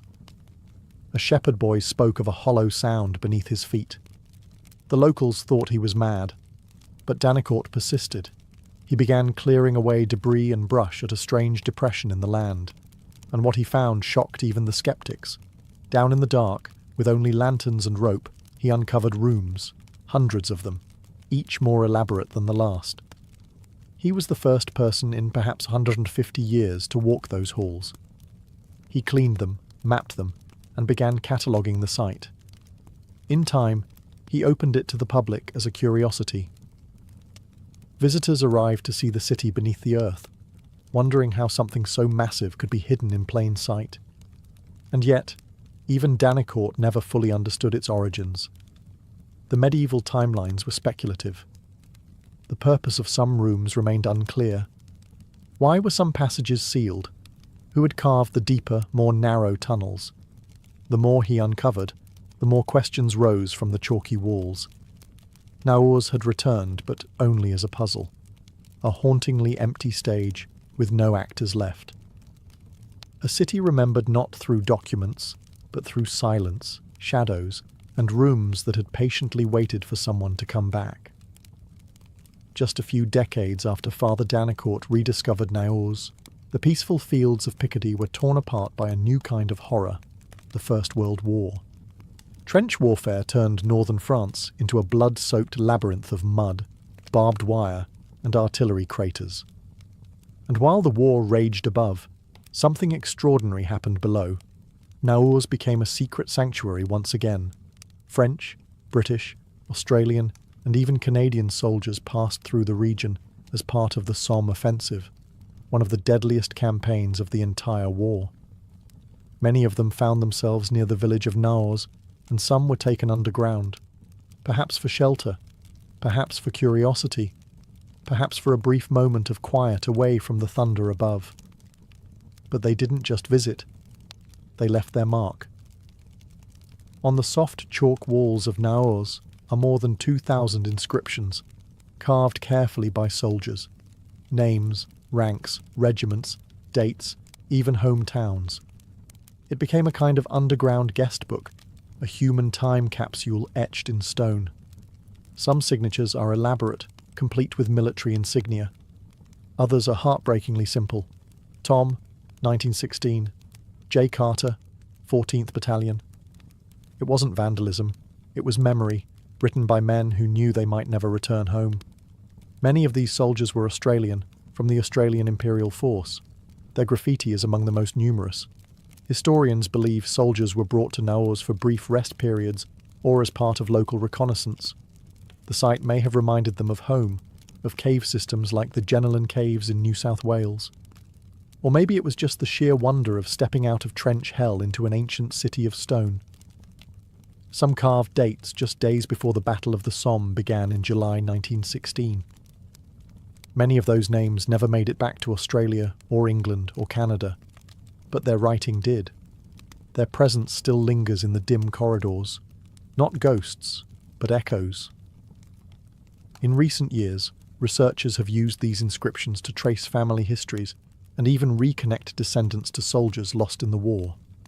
Naurs, once a forgotten refuge, became a living memorial, not through monuments or parades, but through handwriting, scratched into stone by men facing the abyss. Down here, amid the silence, their words still whisper, "I was here. I mattered. Don't forget me." What makes Naurs so haunting isn't just its vastness or mystery, it's the graffiti.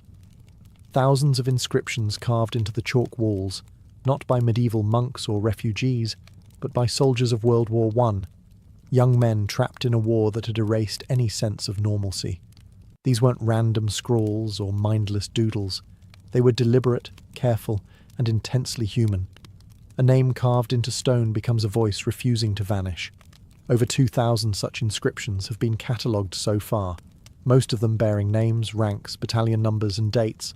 Some are precise: Penrach Kelly, 3rd Battalion, AIF, March 1916. Others are more cryptic, just initials, a year, maybe a single word like home or peace. The chalk walls became a canvas for memory, each letter scratched out with the same discipline they applied to their rifles. Many soldiers carved their names in clusters, groupings of men from the same battalion, often side by side. In one section of the tunnels, Australian soldiers from the 1st and 2nd Divisions carved entire walls, turning them into unofficial regimental memorials. It wasn't about ego, it was about being remembered. In the chaos of war, there was something grounding about leaving behind a mark, an act of quiet defiance against the oblivion of death. Some went further.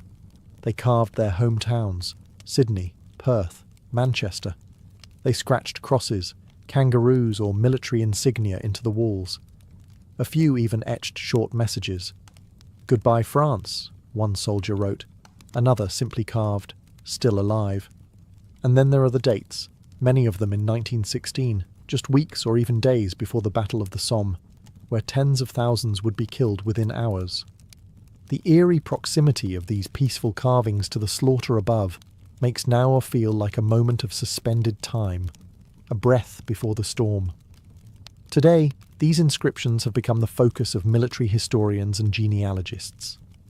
Names once lost to history are being reconnected to families. Some descendants now walk the same tunnels, tracing the same letters with their fingers, knowing that their grandfather or great-uncle stood here, laughed here, maybe wept here, before climbing back into the noise of war. Naur is no longer just an archaeological site. It's a living document, carved not in paper, but in stone. A place where voices from the past still linger, refusing to be forgotten.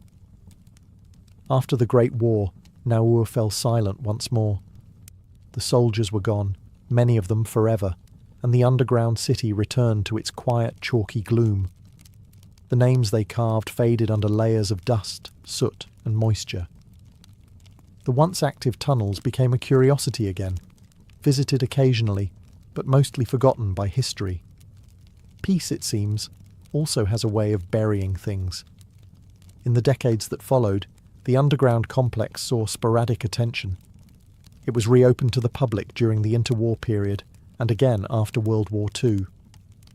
Tourism brochures in the 1950s and 60s advertised Naurs as a quaint medieval oddity, La Cité Souterraine, but few truly understood what they were walking through. Most visitors wandered through the dim corridors without realizing that they were brushing past the names of thousands of soldiers, etched silently into the walls behind them. Worse still, the site began to suffer from neglect and casual damage. Lighting installations scorched the delicate chalk.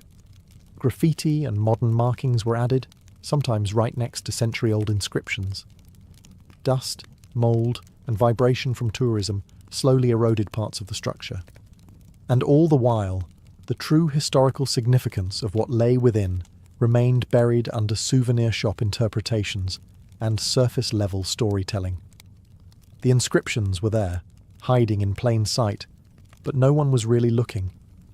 It wasn't until 2014, almost a full century after World War I, that Naur would reclaim its voice. A team led by Gilles Prilot, a French archaeologist, stumbled upon the extent of the soldier graffiti while conducting a routine survey of the site. What he found wasn't just a few scattered names, it was a vast, undocumented war archive carved by hand. He realised that Naurs wasn't just a medieval refuge or a tourist stop, it was a time capsule, a spiritual annex to the war itself. This discovery reignited interest in Naur. Conservation efforts began, digital scans were made, and the graffiti was catalogued for historical research. Families from as far away as Australia and Canada came to see the signatures of ancestors who never returned. Still, the silence of those lost decades lingers. For nearly 100 years, the most poignant messages in Naurs were hidden, not by secrecy, but by neglect. And perhaps the greatest tragedy is not that the soldiers carved their names into the stone, but that we forgot to look for them. The 2014 rediscovery of Naur's wartime graffiti changed everything. What had been marketed as a quirky underground attraction was suddenly recognised for what it truly was: a sacred record of lives interrupted, carved into the earth by men preparing to die. Overnight, Naurs was transformed from a tourist stop to a site of international historical significance. Leading the rediscovery was archaeologist Gilles Prilot, whose work began as a simple preservation study.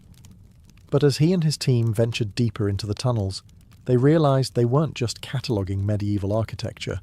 They were standing in a World War I archive, inscribed not on paper, but into the walls themselves.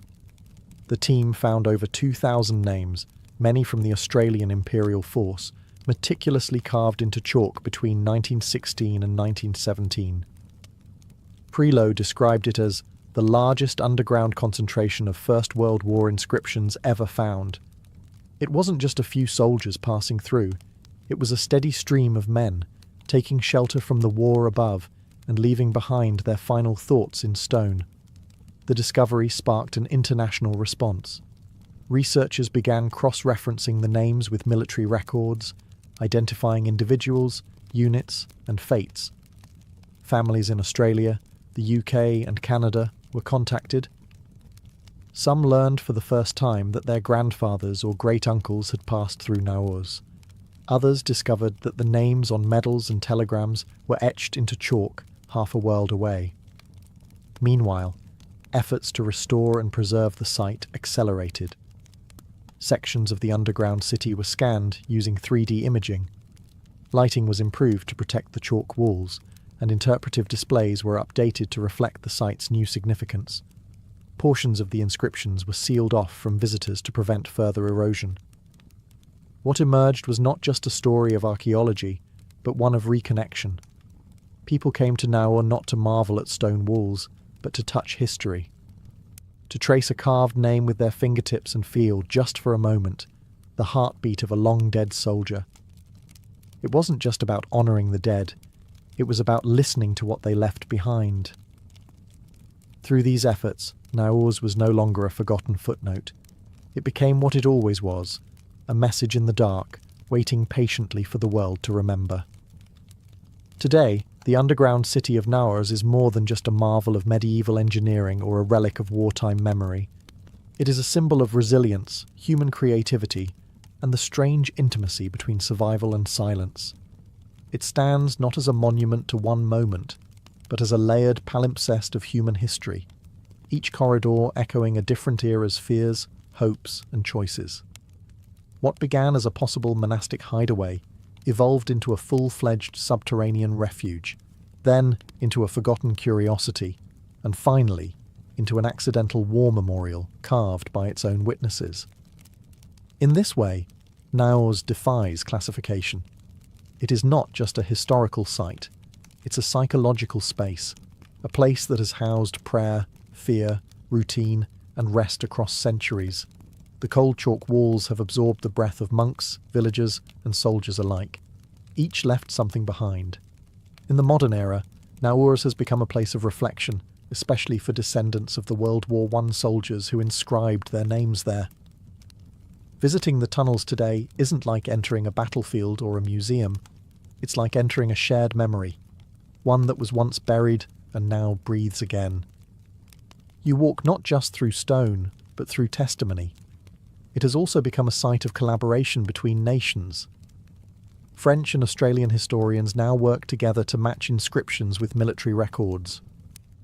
School children are brought through the tunnels to learn about history in the most visceral way possible, by seeing what someone else carved with their own hands during a time when they weren't sure they'd survive the week. Perhaps most powerful is what Naurs teaches us about legacy. It was built not with glory in mind, but out of necessity. Yet it endured, and over time, its quiet persistence became its strength. It reminds us that history isn't just told in speeches and statues. It's whispered into chalk, hidden in dark corners, waiting patiently for someone to remember. Naurs is not loud. It doesn't shout, but it endures. And in doing so, it speaks to the enduring human instinct to carve meaning into the places we fear the most, and to leave behind a mark that says simply, "We were here. We mattered."